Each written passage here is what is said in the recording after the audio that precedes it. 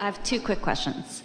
First, currently I'm at a crossroad, and my main question is, I'm not sure I know what I want. So then don't make a decision.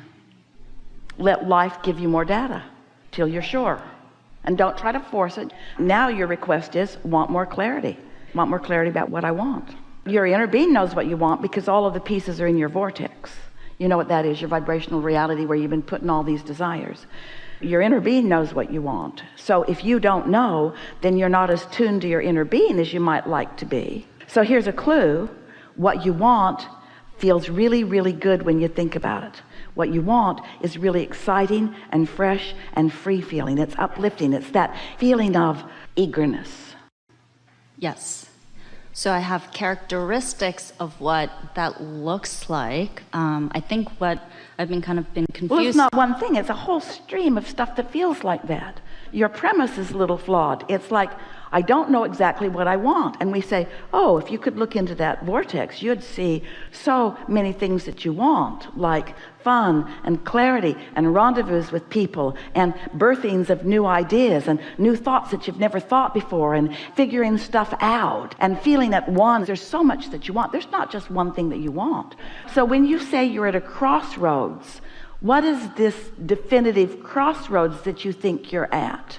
Specifically, it's related to career, and I have the opportunity to have a clean slate right now, and that's where I am. Well, you do every single moment of every single day. Yes. But what I mean is that in terms of the vehicle that I've used in the past to get, what I want in life, whether it's advancement. So you use the term vehicle. So if you gave up your vehicle, would you enjoy just walking around places? Yes, I think that's what I'm trying to grasp right really? now. If you gave up how do you usually get around? How'd you get over here? Oh, my wonderful friend drove me here. So in a vehicle? In a vehicle. I could have walked, but it would have taken a lot longer. Yeah, it's cumbersome, inefficient. So when you say you have an opportunity to cut loose from your vehicle. Yes. Is there another vehicle? Can you just get out of one vehicle and into another? Absolutely. Then it's all right to get out. If there's another vehicle that is as meaningful, feels as good, then there's nothing wrong with getting out of one vehicle and getting into another. So you're not as much as a crossroads as you thought you were. You're just evolving. So what hesitancy do you have? It's clear to us why you're wanting to get out of one vehicle. It's not as clear to us from you why you want to get into the other one. Can you tell us what's in the other vehicle that you're looking forward to? So recently I thought about, okay, what is the feeling and the characteristics that I want for whatever the next career would provide? Yeah, well, we know that you get what we've been talking about, and we talk in all those vague generalities all of the time. But what we want from the specifics that I want, that I'm the looking specifics for, that you think are in the other vehicle. Yes, is so a few criteria that I had in my mind that I would love. Wait, not that you love, that you know for sure there, because you don't want to get out of this vehicle unless there's a vehicle there that you are pretty sure is going to satisfy you in some ways. Otherwise, you stand in this insecure crossroads. You see, if you were approaching this the way we are always encouraging you to approach this, you would say, I'm getting out of a vehicle and I'm getting in another, and I know that the other one is not only equal and as good as the one I'm getting out of, but it's so much more. We wouldn't be having this conversation. You are the one that called it a crossroads. You are the one that introduced your vibrational attitude of some insecurity. So in this conversation, we're just wanting to help you discover, is there any real insecurity? Or were your first words that you gave to us, did they really not mean anything? Were they just words? Do people just use words like crossroads when what they really mean is just getting into a faster car? Yeah. Is it a crossroads, or are you just getting into a faster car? Which is it? It's to get into a faster car Doesn't that feel wonderful. different? That's an entirely different conversation. You sort of tricked us all. We're playing with you. Now, you don't have to know the specifics of where this faster car will lead you.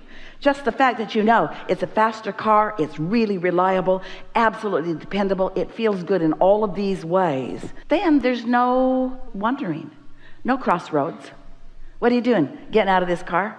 What then? Getting into that one. Why? Like that one better? Why? Oh, so many reasons I can't even begin to tell you. It's potential. That car has more potential. That car will go 0 to 60 in 2 seconds. This car never goes 60. Yeah. Well. And part of it is, so when I look at what I wrote, so meaning it has to, I would like it to be something that either uplifts humanity. Is that different? That's different though. When you say it is, that's different than I would like it to be. If you're still in the I would like it to be stage, don't get out of the car. Okay. You following us? Yeah. Why leave a vehicle where the momentum is good into something that to you still feels like unknown?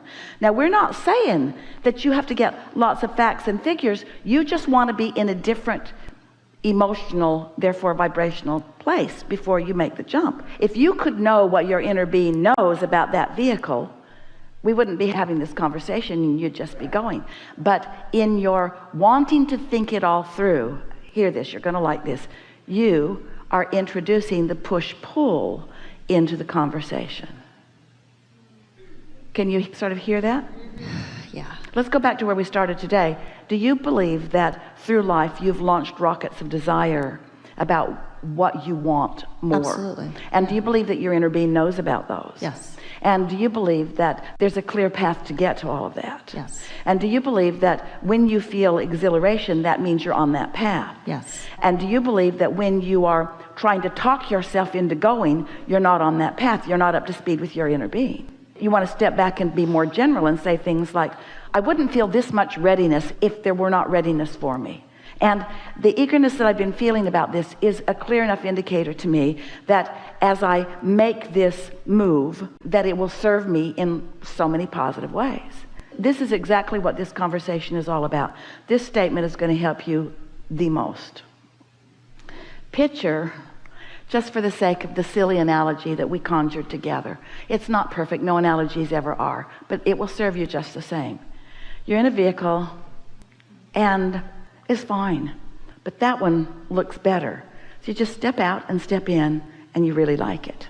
And then after a little while, you just step out and step into another one and you really like it. And then after a little while, you just step out and step in. So picture a never-ending lineup of newer and improveder vehicles lining up for you to take you to the next wonderful thing that your life has shown you that you want. And what trips you up, this is the reason we know this is so good. When you said, I'm at a we can't even find the right word. It's so, what you really meant was, what you were saying is, I've got to find the perfect thing that will serve me forever and ever. So I don't want to make any mistakes by getting out and getting in. And we say, get out and get in. It's New York. Just get in the cab and then get out. And then get in another one and then get out. And then just get in another one and get out. And get in another one and get out. And get in another one and get out. And get in another one and get out. And have fun every time, fun every time, every time, every time, every time, every time, every time. Because every time there'll be more that will settle in, that will give you satisfaction. And every time there will be more that you will desire that will lead you further. Thank you. Yeah. And that's always been, when I look back at how things have been showing up in my life, and it's been wonderful. Yeah. And yet, still, it always turns out good, and yet you all still worry. I'm at a crossroads. Oh, stop making a big deal out of it. Everybody's at a crossroads, and you're at a crossroads all the time. And you're not at a new crossroads, you're just at another crossroads.